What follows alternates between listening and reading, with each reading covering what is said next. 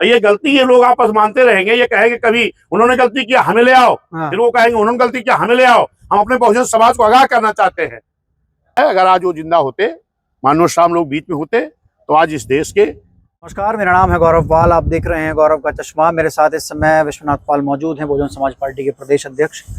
Sir, 15 मार्च की तारीख आ रही है, मान्यवर साहब की जयंती है। क्या करने का इरादा है? क्या इस बार भी 9 अक्टूबर की तरह कोई बड़ा धमाका जो है बीएसपी करने जा रही है?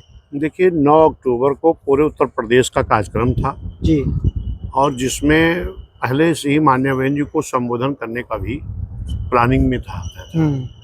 लेकिन ये कार्यक्रम जो है माननीय कांशीराम साहब की जयंती के मौके पर इधर 12 मंडल के लोग जो लखनऊ में, मैं जहाँ पर आज मौजूद हूँ, माननीय मसीहा कांशीराम साहब सामाजिक, ये जो हमारा सामाजिक स्मारक स्थल है जी, माननीय कांशीराम साहब स्मारक स्थल है, यहाँ पर इधर 12 मंडल लोग रहेंगे। अच्छा।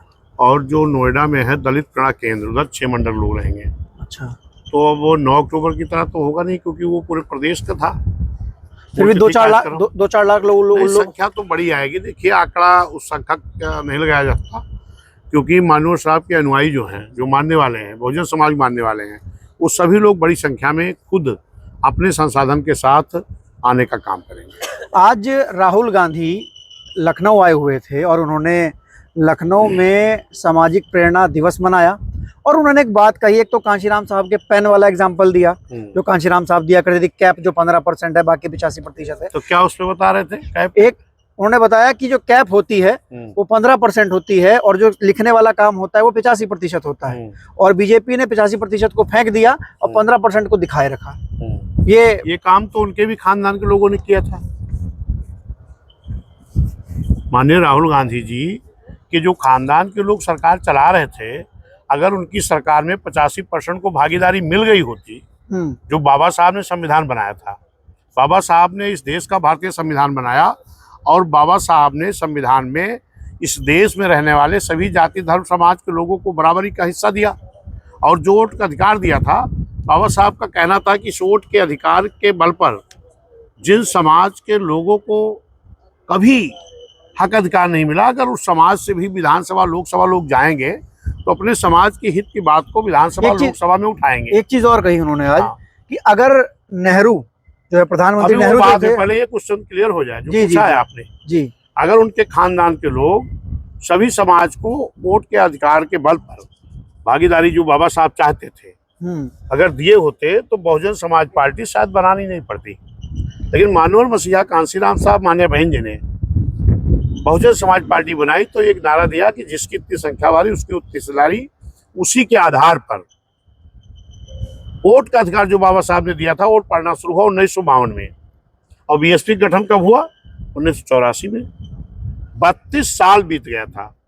तमाम ऐसे समाज के लोग रहे, खासतौर पर अति पिछड़े समाज के लोग, क्योंकि बाबा साहब की बात को जो ऐसी समाज है आज हमारा, जो साइमन कमीशन सूची बनी थी, कमेटी बनी थी जी, उसमें सर्वे जो हो रहा था उस वक्त जिन लोगों ने बाबा साहब की बात को माना था वो लोग SC ST की सूची में आ गए, तो उनको तो आरक्षित सीटें मिल गई। और जो लोग SC ST की सूची में नहीं आ पाए, बाबा साहब की बात को नहीं माने, तो उनको माननीय बाबा साहब ने एक आर्टिकल 340 तहत एक व्यवस्था दिया कि संविधान में व्यवस्था रहेगी कि फिर इनका सर्वे करा कर आरक्षण दिया जाएगा। बिल्कुल, क्योंकि कुछ लोग बच गए थे। बाबा साहब तो सभी पिछड़े लोगों को हक दिलाना चाहते थे, आर्थिक रूप से, राजनीतिक रूप से, सामाजिक रूप से जो पिछड़े थे। लेकिन जो लोग बाबा साहब बात को नहीं माने उनको संविधान के तहत जब व्यवस्था दिया तो जब सत्ता फिर आएगी तो उनको दोबारा सर्वे किया जाएगा। तो जिसमें काका केलरकर की रिपोर्ट आई उसमें भी नहीं हक मिला। फिर ये सब कांग्रेस ने नहीं दिया। काका केलरकर की आयोग की रिपोर्ट आ गई थी, 1952 में आ गई थी लगभग। उसकी रिपोर्ट 52-53 में बनी थी, 57 में रिपोर्ट आ गई।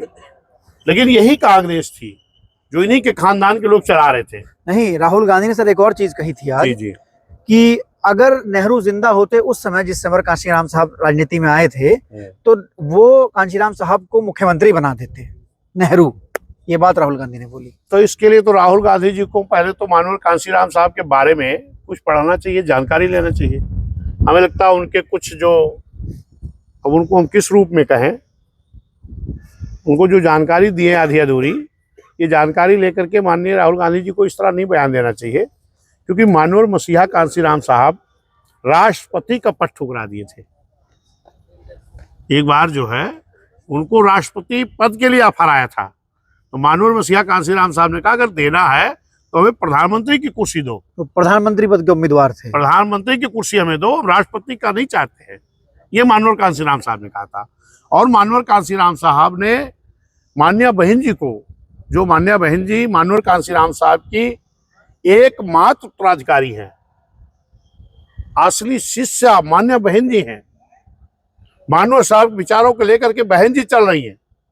अगर माननीय मसीहा कांसीराम साहब को मुख्यमंत्री बनना होता तो बहुत पहले कई बार बन गए होते, क्योंकि माननीय साहब ने अपने शिष्य को, माननीय बहन जी को 3 बार मुख्यमंत्री बनाने का काम किए थे। तो अगर मुख्यमंत्री बनना होता तो साहब तो बहुत पहले बन जाते।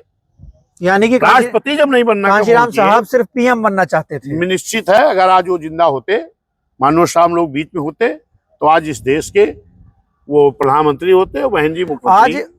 राहुल गांधी के मंच पे कई बीएसपी के पूर्व नेता के गौतम, बीपी सरोज, लालमणि प्रसाद, तमाम लोग दिखाई तो हमने कहा, क्या लगता है सर, लोगों ने जो पढ़ाया होगा आधा अधूरा वही अपना बोल, क्या लगता है कि बसपा के पुराने नेताओं को लेकर कांसीराम साहब की जयंती पर कार्यक्रम करके क्या बसपा के वोट बैंक को नुकसान पहुंचाना चाहती है? कुछ नुकसान नहीं पहुंचा सकते। बहुजन समाज जानता है कि अगर कांग्रेस SC ST OBC समाज को भागीदारी देती, हिस्सेदारी देती, तो बहुजन समाज पार्टी बनाने की जरूरत नहीं थी। बिल्कुल यही कांग्रेसी लोग थे जो बाबा साहब को सदन में नहीं जाने देना चाहते थे।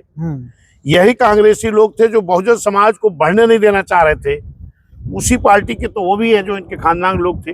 आप सुनते होंगे अक्सर माननीय राहुल गांधी जी का भाषण मैं भी सुनता हूँ, कभी कभी टीवी में देखता हूँ या सोशल मीडिया पे आता है, तो अक्सर बोलते हैं कि भाई SC समाज, ST समाज, OBC समाज के प्रोफेसर कितने हैं, जुडिशरी में जज कितने हैं, BC कितने हैं। तो मैं उनसे भी सवाल करना चाहता हूं कि भाजपा की सरकार से ज्यादा तो आपके खानदान के लोगों ने चलाया सरकार। ये सवाल तो माननीय राहुल गांधी जी आपसे भी बनता है।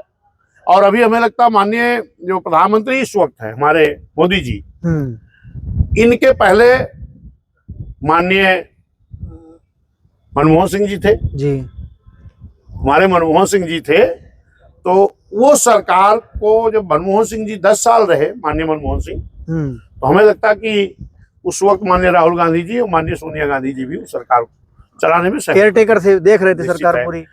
तो कितने SC ST OBC समाज को कांग्रेस के लोगों ने BC प्रोफेसर बनाया, कितने जुडिशरी राहुल गांधी कह रहे हैं कि कांग्रेस से गलतियां हुई, हम गलती मान रहे हैं। हाँ, कांग्रेस से गलती हुई, हम गलती मान रहे हैं। वही गलती आपकी, तो वही गलती भाजपा कर रही है।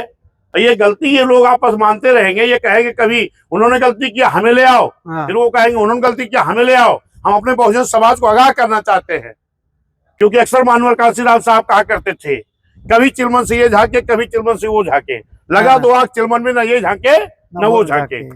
ये दोनों को गायब करना है, तभी बहुजन समाज के हित होगा। क्योंकि बाबा साहब ने कहा था कि जब तक बहुजन समाज इस देश का हुक्मरान नहीं बनेगा तब तक मेरा बनाया हुआ संविधान ईमानदारी से लागू नहीं हो सकता। आज जो दिन आया है माननीय बहन जी को, इस देश का हम लोग जब तक प्रधानमंत्री नहीं बना देंगे तब तक इस देश में बाबा साहब का संविधान पूरी ईमानदारी से लागू नहीं हो सकता। उसकी तैयारी हम लोग 27 शुरू कर रहे हैं। PDA दिवस समाजवादी पार्टी बना रही है। 27 से माननीय बहन जी को हम लोग मुख्यमंत्री बनाएंगे, आगे फिर 29 की भी तैयारी करेंगे। समाजवादी के PDA का मतलब हो सकता आपको जानकारी है कि नहीं, उनके PDA का मतलब है P से परिवार, D से दल, A से अलायंस। अब तो अखिलेश यादव सुनने में आया है आज PDA का जो मतलब बोलते थे कि अल्पसंख्यक की जगह मुस्लिम बोल दिए हैं।